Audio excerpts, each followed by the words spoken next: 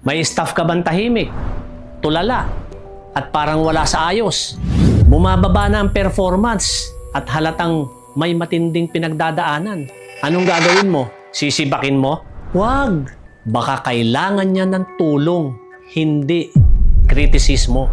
Kausapin mo, lalo na kung hindi naman dating ganyan. Diba? Nung tayo yung mga estudyante, ang second home natin ay ang paaralan.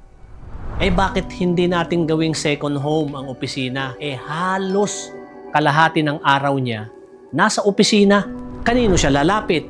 Kanino siya hihingi ng payo? Kanino siya hihingi ng tulong? Ang sinasabi mo, huwag mong dalhin ang problema sa opisina. Paano mo aasahan na magiging productive siya? Paano siya magpe-perform ng maayos kung may dala-dala siyang problema? Huwag lang puro trabaho ng tao ang focus mo. Makinig ka ng walang panghuhusga. Bigyan mo ng oras para